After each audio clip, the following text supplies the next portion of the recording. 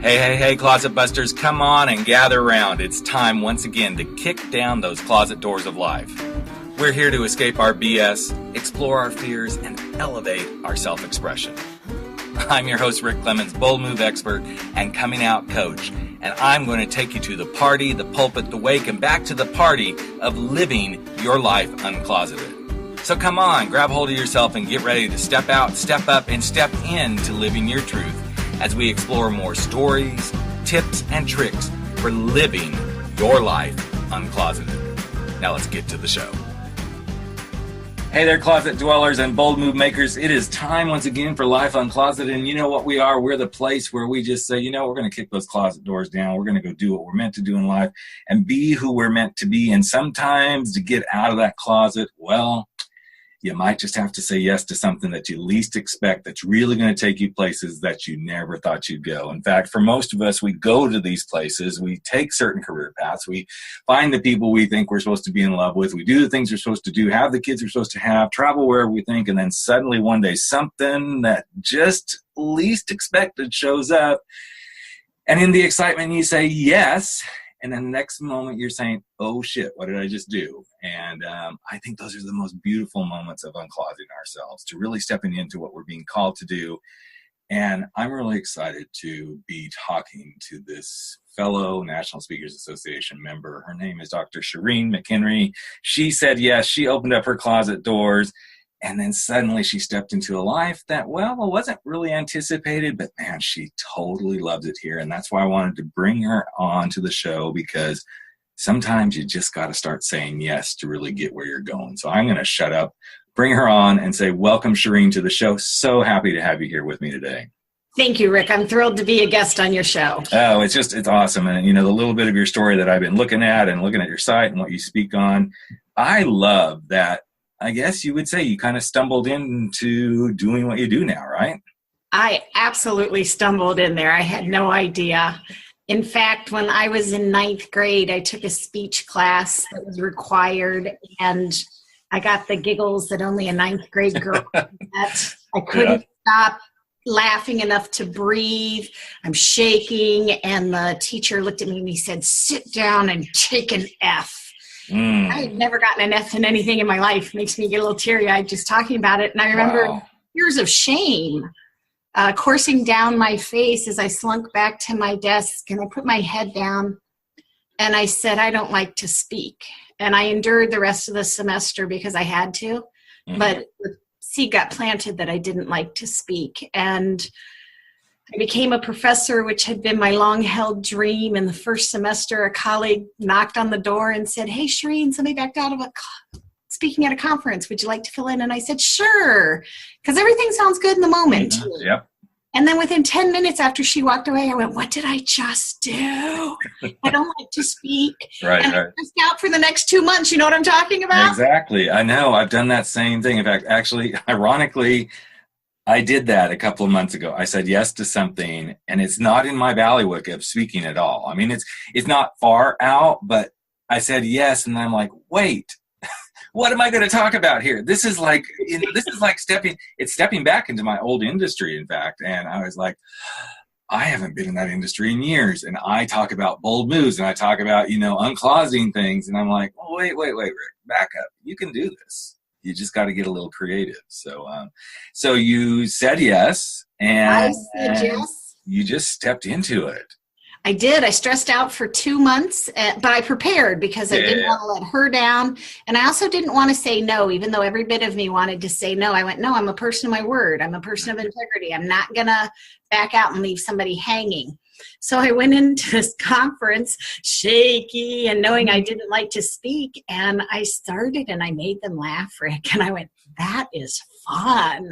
And the more they laughed, the funnier I got and the more fun I had. And I went, oh my gosh, this is fun.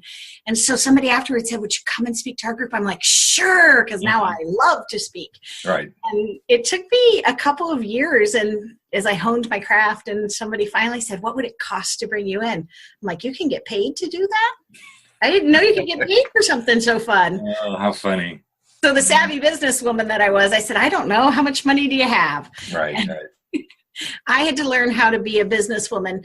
So a little while later, after I inked out little bits of money, I figured out people made a living, and I went, that's what I want to do. This being a professor it's okay. I like the teaching part. I'm good at it. It's a really good job.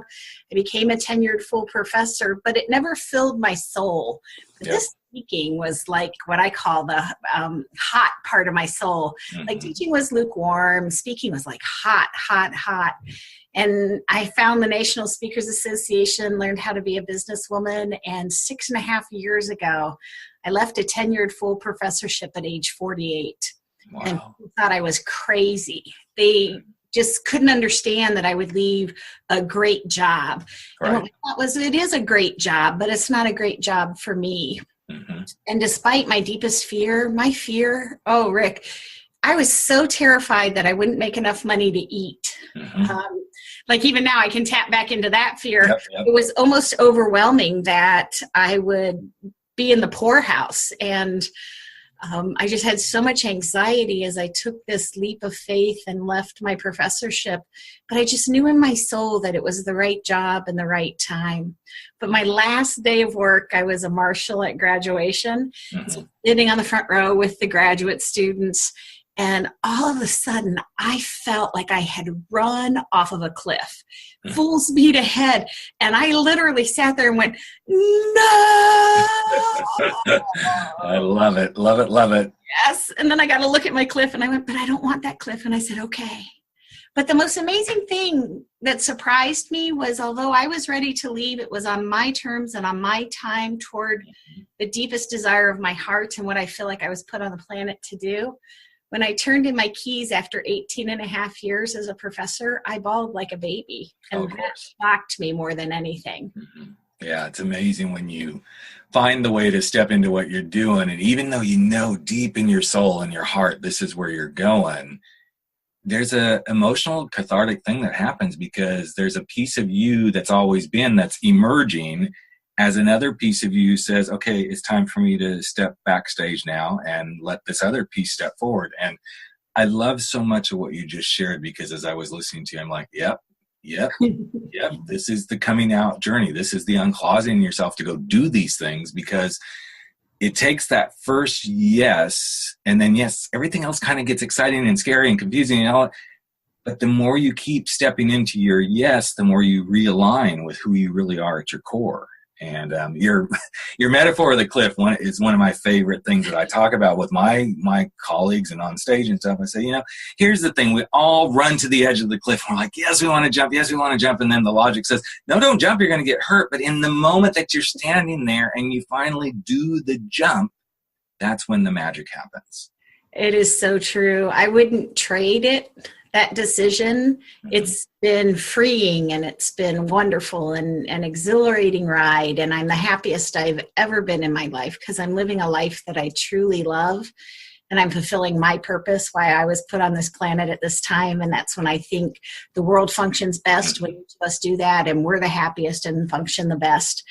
But it was terrifying. Yeah. So I'm curious, at the very beginning when you started sharing your story, and you talked about being the little 9-year-old and, I don't want to speak. I'm wondering how often has that actually come up in your life where until now you probably didn't realize it, that thought as a 9-year-old kept you held back. I don't want to speak, not just speaking, but subconsciously it says, I don't want to do this and I don't want to do that because that one thing probably impacted so many other areas of your life would be my guess. You're very insightful on that. I think that my tendency, and I think it's most human beings' tendency, is when we get hurt or we get wounded. Yeah. That was a day of great shame for me. Absolutely. It happened in front of all of my classmates. And I got laughed at. And again, this F that I had never received. And so I just turned inward to protect myself. And I think throughout our lives, when we have deep wounds like that, wounds of shame, wounds of mostly shame, I think. We just say, I don't want to do that ever again. Yeah. And what we don't want to experience that. We put our armor on and go, okay, that was scary, that hurt, that was painful. So, hold on, let me get my armor on. And anytime I get close to something like that, I'm going to stand back. Smart. Yeah. And a lot of times that is good self-preservation, but then there's many, many, many times, and whether I'm talking to people about sexual orientation or making leaps of faith in career or leaving relationships, it's sometimes you got to open the armor back up and go, okay, well, maybe this time I should go this direction.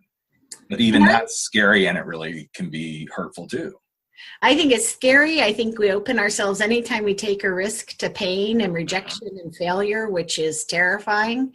And I think that I wish what the 9th grade girl had been told, or I had had the mental health and the awareness, would be, wait a minute, that's a grumpy man. I call him in my new book, I call him a hacker. Mm-hmm. He actively takes his anger out on other people. And it's like, yeah, I was an annoying, giggling 9th grade girl, but that goes with the territory of speaking. Exactly. Taking a speaking class in high school. So I wish that I would have been able to say, wow, what a grump or what a jerk. Right. But I did what most of us do, which is I internalized it and I made it about me, where now I'm healthy enough and mature enough that I go, no, that's that person's opinion. That's his bad behavior.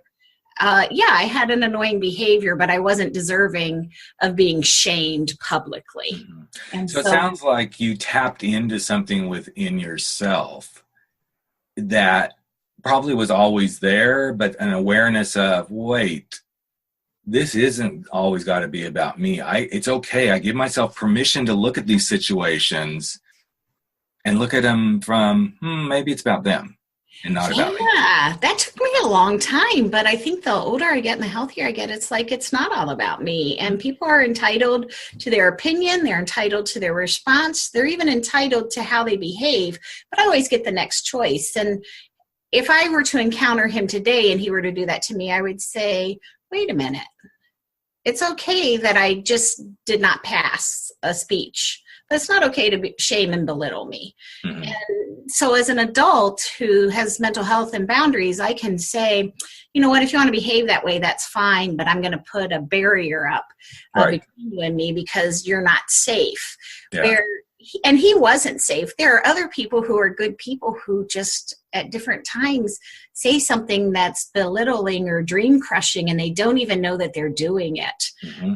And I'm so glad you brought up this thing about safe, because obviously, you know, in the news and everywhere these days, there's a lot of conversations about, is it safe? Is it, is it good for me? With the Me Too movement and all these other things. And I don't want to turn this into a political thing, but when I look at all of this, it's about us as humans feeling safe. It's the bottom line. And if we don't feel safe, then we either go into our closet. In fact, I'm doing a talk around this with some business people. So another hospitality thing that I'm doing is like, isn't this interesting? This one thing showed up, of course, then I said yes. So I'm kind of following your path right now. Now something else is showing up. But when I said it in the first talk, I said, so how many times do you think in a day your employees don't feel safe in your organization, even though you're the innovators, even though you're the forward-thinking organizations, but they don't feel safe, so they stay in that little closet of their workspace and their work thoughts, and they don't say, wait, I have an idea. Yeah. And what would happen if they felt safe to do this? Just like once you started feeling safe and then you said yes to the speech, it suddenly opened up so many different doorways that we don't often see because we don't feel safe. Exactly. I think you've hit the nail on the head that when we don't feel safe, our energy turns inward. Mm-hmm. And that's within a family, that's within an organization, that's within society. And we're not free to live our best life, to follow our dreams, because we're engaging in self-protection. And one of the things that I do is I help people create relationships, and organizations create relationships where people are safe so that their energy is free to move forward. We get one ride on this planet. Yeah, exactly. I want to ride it for all it's worth, and I want to change the world. And I can't do that if I'm turned inward and self-protecting, and neither can any of your listeners. And You and I have both experienced pain. Every listener has experienced pain. And I think that it's our job to create a safe and civil place. One of the things that makes me so sad about where we are as the United States, we're now the divided states, and we've lost civility. And it's like, wait a minute, what if it were okay to disagree civilly? What if Exactly. still like each other, but we didn't have to adopt each other's ideas. What if we made each other better because instead of bludgeoning each other, we invited each other? It's such a different take on the world than where we exist right now. And it concerns me where we are as a society. Yeah, and it concerns me, and it kind of ties to your business name. So Sherene's business name is Fully Engaged, and I thought, this is part of the problem now. None of us are being fully engaged in the ways to connect and connect back to each other. We're fully engaged in social media. We're fully engaged in what's good for us. And I'm guilty of this too. So I'm not, listeners, I'm not putting myself up on a pedestal because I see myself do this all the time.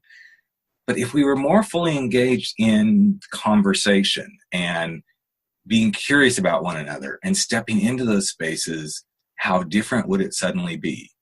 How many more people would start to come out and say, well, I just want to share this. This is my perspective. And I think we have gotten to a place where we're no longer sharing perspectives unless here's my perspective and you have to agree with this. Yeah. So now we're shutting doors, and I see this happening as I'm starting to speak at some businesses. And I definitely see it in the college and university market. You know, these kids show up to college and they're like, okay, I'm here and this is what I'm supposed to be doing. And I've talked about this on the podcast before, but I think it's really powerful in this conversation today is I asked some students to close their eyes at one of my last talks that I did. And everybody, please be respectful. Don't look. How many of you in this room right now are here in college taking a major that isn't what you want, but you're doing it because somebody else wants you to do it? I'll raise my hand in public. I'll put 2 up. Yeah. How many? It was like full engagement was not present for those kids. It's like, I'm here, but I'm doing my thing, but I'm not doing the thing I really, really want to be doing. And I think this is where these conversations like you and I are having, and I know your new book, so interesting. It's like navigate. It's like, how do you navigate into these things to have these beautiful conversations, to start to open up and really, and your other book, choose the life you want to live. So I just put a whole bunch out there. So I pretty much set her up, listeners, for her to talk about these great books she's doing, but I think they drive right to the core of what we're talking about today. I think the whole thing that I care about, my expertise is human relations, and I love helping people understand people. So when we understand ourselves, we do better. When we understand others, we do better. I believe it was Maya Angelou who said, when we know better, we do better. Exactly. And so my books are all about figuring out who you are. Because here's what my observation is people who are truly happy in who they are and they're living the life that they were designed and created to live, have joy and freedom in allowing other people the freedom to make their choices. My observation is when people have made life-limiting choices, they don't have the emotional energy and bandwidth to give other people. And it's a lot easier to tear someone down than to do the hard work of figuring out what you want and navigating the people in your life and the circumstances in your life and everything in your life that says, nah, that's not a good idea. In your heart, you know it's the right thing. And so I love helping people understand themselves and others, and then they can create a happier life, healthier relationships, and enjoy greater success in and out of the workplace. I'm curious because I think this is kind of where you're going, but what I sense so often is if you don't know how to navigate to know yourself, then you're never going to figure out how to navigate to know other people. No, and I think we so often when we are looking at navigating other people and not ourselves, we're navigating how they can make us happy. And I agree. Really quick to be offended at how they upset us. And I think when we know ourselves, we can stay true to who we are. And for me, that was a journey. I started as a client to a counselor in my mid-20s, and I actually had to learn how I felt about stuff and what I liked and what I didn't like. And as I began to tell myself the truth, then I could tell other people the truth. And so I think so much of our life is our journey into figuring out who we are. And I call it playing hot and cold with your heart. You know, it's that children's game. Cold, cold, cold. Well, let's stay away from cold. Lukewarm's okay, that's good, but it's not great. So let's not stop at lukewarm. Let's play and have enough access to our heart to get to hot, hot, hot. And that's with safe relationships. That's with a job that really works. That's with a life that works for you. And absolutely. I see so many people, and I'm sure you do too, they live life in gray. And I believe we were created to live in Technicolor, but you have to take risks to live in Technicolor. It's so interesting you just brought that up, because one of my key things that I talk about here on the podcast and on stage is we have to step from black and white, but some people and a lot of people can't go to the Technicolor. So you have to step from the black and white into the gray. You got to get comfortable playing in the gray before you can see the beautiful spectrum of colors that brings everything else to life. And I think oftentimes, I see this in the college environment a lot, the students are very stuck in black and white. It's like, okay, I'm supposed to be here, I'm supposed to do this. Okay, I'm supposed to get this. And then suddenly they can't think of this bigger picture. And I have one in that market space. And so, of course, she ends up being my guinea pig a lot of times too. But she's also she's really someone very interesting to observe, because it helps me really get into, not so much, yeah, I'll say, get into the mindset of the young millennial college university student and try to understand, have they become disengaged because there is so much other distraction, or have they become disengaged because they're just following what they think everybody else says they're supposed to be doing? So it creates a really interesting dynamic to start to observe all this and go, okay, are they being navigated, or are they trying to navigate themselves, but everything else is getting in the way of allowing them to navigate themselves? I think you ask wonderful questions. It reminds me, I did my master's in student affairs, and there was a theorist, his name was Perry, and he talked about cognitive development and how when we are like freshmen, we are very black and white thinkers. This is right, this is wrong. And then over time, we begin to adopt what everybody else thinks. And then over time, we begin to become authentic with who we are. And some people do that journey quicker than others. But I think if we don't navigate through to living authentically who we are and what we believe, we can never be our best version.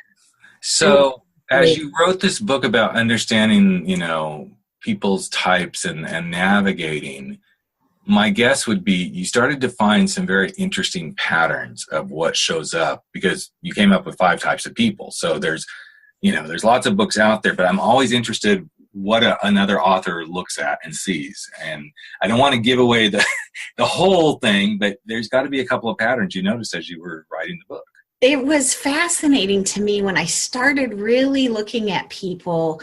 One thing is, one of the most life-changing events for me in knowledge was Gary Chapman's 5 love languages: affirmation, quality time, gifts, service, and touch. And he was actually a professor of mine, and I've kept in touch with him through the years, on and off, and had his permission to speak about that all around the world. And it transcends gender, it transcends culture, transcends race. It was just so fascinating to me. And so I actually started praying that God would give me something as simple and profound that would change the world as the 5 love languages.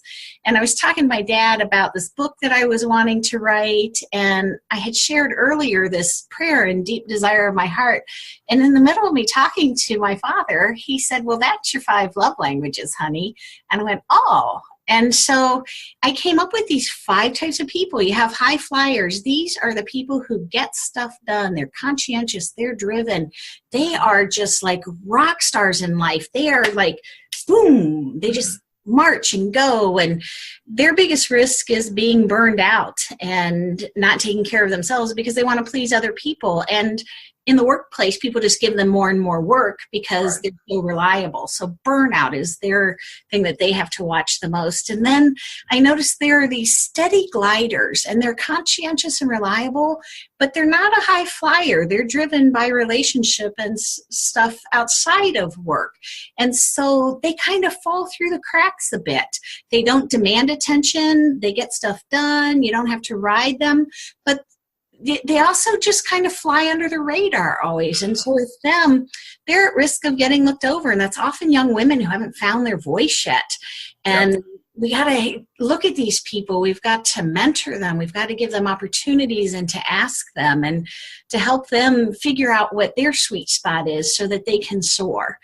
And so that intrigued me. And then I thought, okay, there have been times in my life where I just couldn't push through where I needed to go for the next level. And I was a lacker. And so there are mindset lackers and skill set lackers. And when it's a skill set like a language or math or computers or technology, you can provide skill set training and it works. But if skill set training doesn't work, there's a mindset problem. Yep. And so until you fix the mindset problem, the skill training will never work. I remember back in my first job, it was a bit of a hot mess and I was depressed. It was a bad job for me. It was very administrative. I had the imposter syndrome. Every day I would dress up and go to work, but I wondered if that would be the day they'd figure out I had no idea what I was doing. So within a year, I was just clinically depressed. Right. And they sent me to a Franklin Covey time management seminar. It didn't work. It was expensive. They bought me tools, but it taught me how to manage my time, but it was missing the mindset problem, which is I'm in a bad fit. Let's figure out what's going on. Right. So if you've got a hurdle you can't overcome, it's a mindset problem. Always is. Yeah, so you want to work with a coach or a counselor or somebody who can help you rewrite and overcome your internal barriers so that you can achieve success. And so we've got the high flyers, the steady gliders, the lackers, and then you have the slackers. And these are the people who coast in life. And very often, if you're familiar with the Myers-Briggs, they're the Ps. And so they are last-minute Lucies. They're energized by deadlines. And yes, there are some people who are inherently lazy and don't want to work, and they don't mind that they're not working causes other people more work. But usually in the slacker category are people who are naive and people who are happy to let somebody else do their work if it means they have more fun. So you got to have really good boundaries and deadlines with these people because they're motivated by deadlines. And so I consider myself a mature slacker who is a high flyer in my chosen endeavors. Yeah.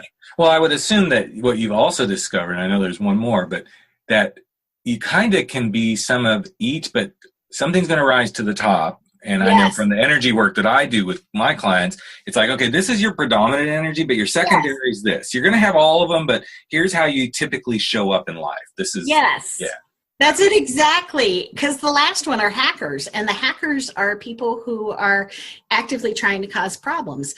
And so I look at lacker hackers is the first type of hacker, and they don't have conflict resolution skills. So they're upset. They don't know how to talk to you about it. And so instead of having a civil conversation like we've talked about, they take jabs at people or they get loud and abusive, and they're lacking something. They just don't have conflict resolution skills.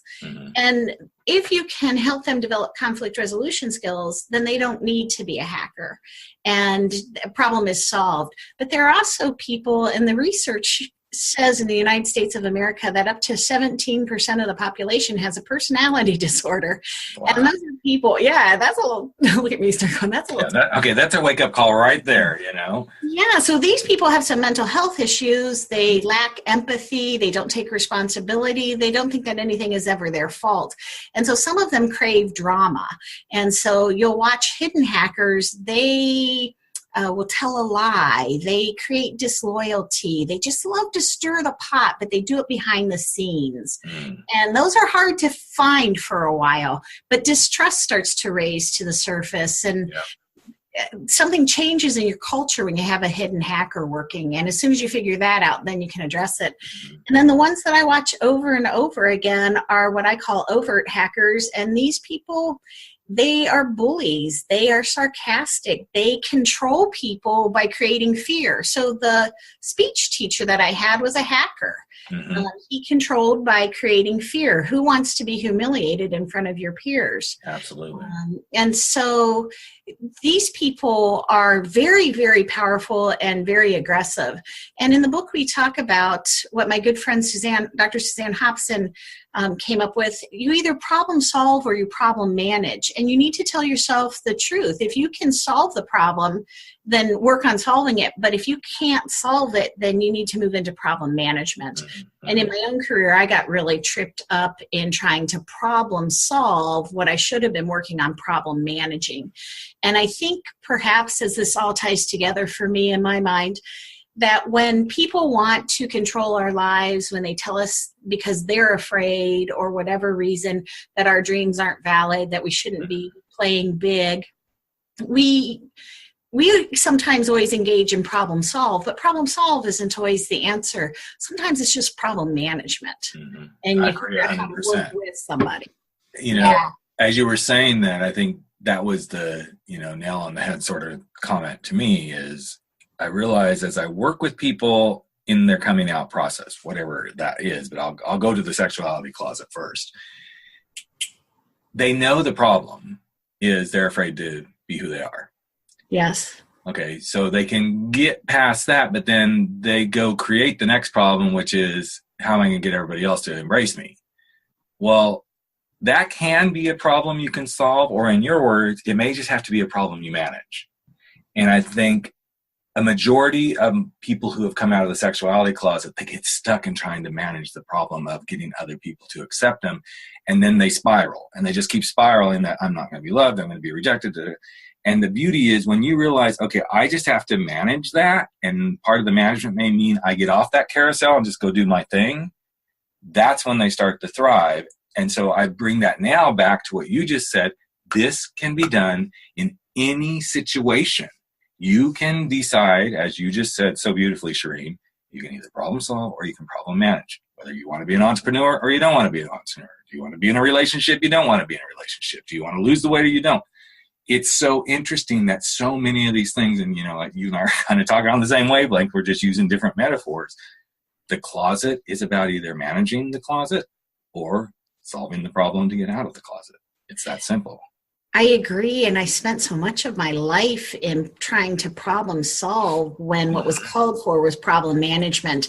And once I figured that out, I quit bloodying my head against the same wall. Mm-hmm. Because it gets tiring, it gets hurtful.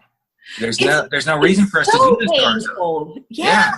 Because we keep thinking if we just say it the right way, if we just tell them these are people who love us, who want to understand us. And it's like, yeah, and sometimes you just have to problem manage. Yeah. And if and sometimes the manage may be that you just problem manage yourself out of even dealing with the problem. You just go, okay, I can't do this. In fact, I posted something, I guess it was this morning on Facebook, and my youngest daughter, she's like very much an outspoken little advocate and very self-aware of, her own self. And I said, some days ... fill in the blank. And she posted on Facebook, some days it's okay not to feel okay, and that's okay. And I thought, there you go. That is just one of those beautiful moments where you could see somebody who really gets this. That somebody else would go, oh no, I can't not feel okay. That just, okay, then you need to problem solve that for yourself. But what if you just learn to manage that? It's okay not to be okay in this moment. Totally different way of being in life.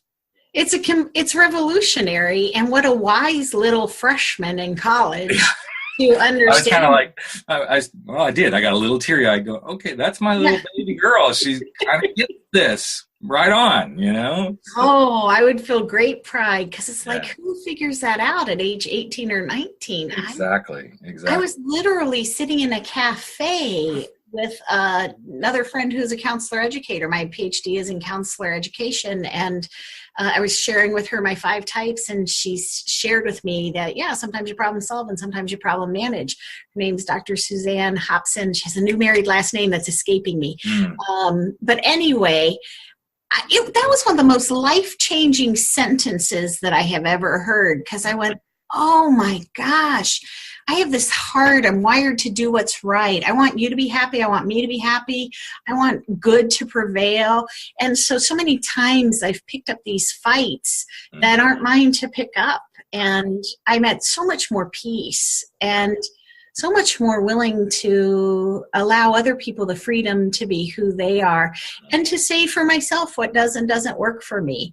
And I will fight for primary relationships, but I'm not going to fight for every relationship. There are some people, as Maya Angelou says, when people tell you who they are, believe them. And it's like, okay, you told me who you are, and I believe you. And that's okay with me if you want to be that way, but you don't get access to my heart, to my dreams, to my life. One of my favorite quotes that I use with my clients is, if this wasn't your fight to fight today, what would you do with your day? Wow. What a great question. Because it's suddenly like, okay, if I step away from this, what would I do with this time now? but we get in that space, and I have to be really honest, I was in that space just before we were getting ready to record this. I've been in that space for a better part of my day today because something happened, and I'm like, okay. And I finally thought, okay, Rick, what would you tell a client right now? And I thought, if this wasn't your fight to fight right now, what else would you be doing? And okay, it's time to move on. It's time to go practice my speech. It's time to go do some other stuff.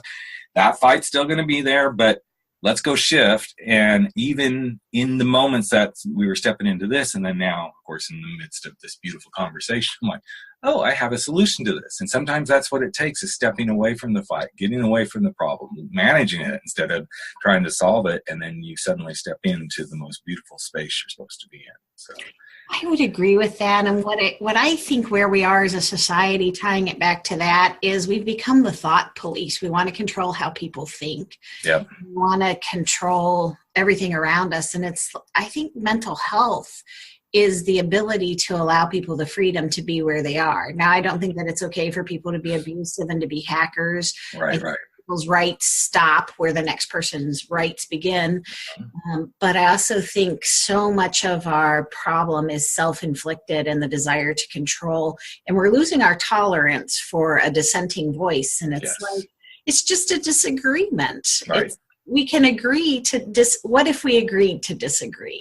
And we could create a civil place where it would sound like unicorns and rainbows, but where love abounds, you know? Exactly. Yeah. What if we could just agree to disagree?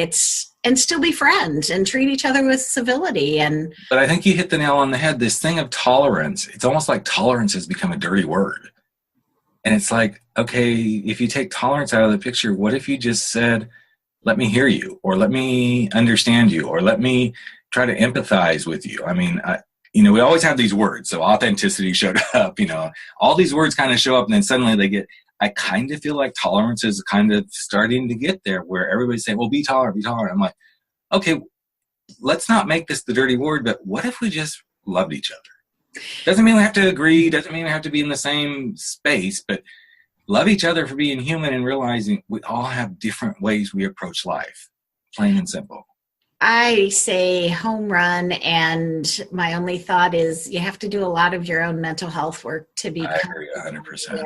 Yeah. Other people choosing differently than you do. So your new book is called Navigate, and it's the 5, go ahead and finish that off there. Understanding the 5 types of people. Wow. That's awesome. And it is out. It's available on Amazon. We'll have show notes with the links to all that.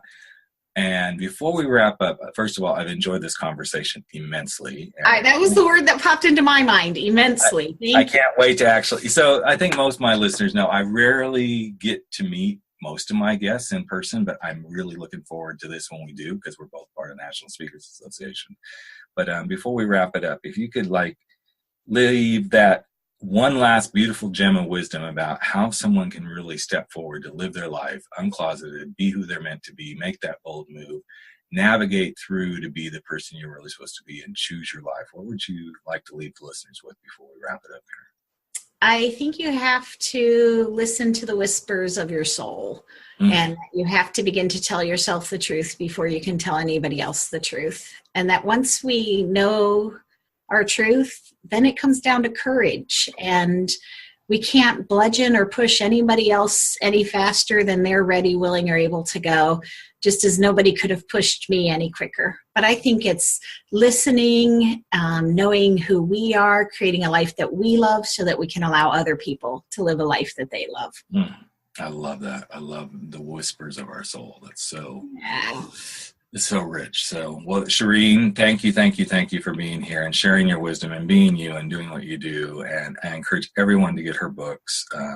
They just sound delicious to me. I know I'm going to go get them as soon as the new one's out for sure. But thank you again for taking time out of your wonderful life to share yourself. Thank you for the privilege and for the work that you do. And I look forward to when we meet in person too. I had a blast talking with you today. I did too. When souls connect and talk about really cool ideas. And what a nice, juicy, satisfying conversation. And I think that's a beautiful place to wrap it up. So thanks again. Thank you. All right, there you have it. Another episode of Life Uncloseted has come to an end, but that's okay. We're going to be back in just a couple of days sharing more stories, tips, tricks, and wisdom for helping you live your life uncloseted. And you know what? You can share too. Just take a few moments if you like and if you believe in this podcast and share it with someone you know today. Share it from your phone, go share it on iTunes, Stitcher, wherever you are. Maybe even give us a rating and review because you know what? It's all about the planet living their life uncloseted. I'm Rick Clemens, host of the show and the guy who helps you make those big, bold moves.